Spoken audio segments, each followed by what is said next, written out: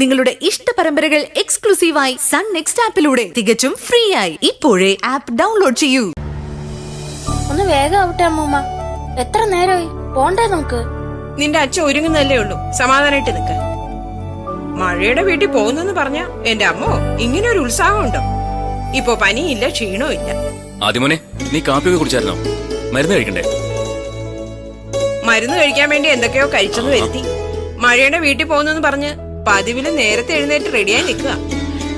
അമ്മയ്ക്കും കൂടി ഞങ്ങളുടെ കൂടെ വരായിരുന്നു. എനിക്ക് വരണമെന്നൊക്കെ ഉണ്ടായിരുന്നു. ഈ നേരമായിട്ടും ആദ്യമോൻ എന്നോട് മഴയുടെ വീട്ടിൽ വരുന്നോന്ന് പോലും ചോദിച്ചില്ല. അതുകൊണ്ടാ ഞാൻ വരാത്തത്. ഞാൻ വിളിക്കാത്തോണ്ടാണ് അമ്മൂമ്മ വരാത്തെ. അങ്ങനെയാണെങ്കി ഇപ്പൊ വിളിച്ചു.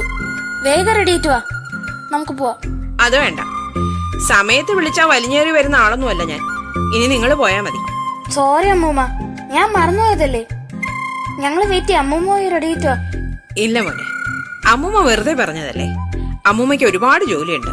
ഇന്ന് നിങ്ങൾ പോയാ മതി. അച്ഛമ്മ വിളിച്ചത് തന്നെ മഴമോൾക്ക് ആദ്യമോനെ കാണാൻ കൊതിയാവുന്നെന്ന് പറഞ്ഞിട്ടാ. സത്യത്തിൽ ആദ്യമോൻ മാത്രം പോയാൽ മതിയായിരുന്നു. ഞാൻ പോലും അധികം പറ്റാ. അല്ലട മോനെ. അങ്ങനെയല്ല ശരത്തെ കാര്യം. അച്ഛമ്മ എന്നെയും വിളിച്ചിരുന്നു.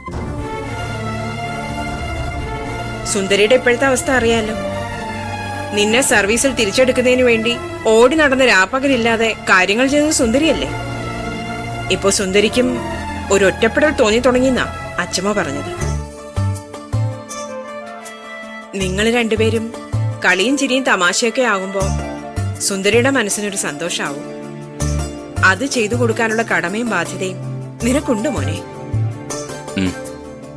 അച്ഛാ, നമുക്ക് ഇറങ്ങാം.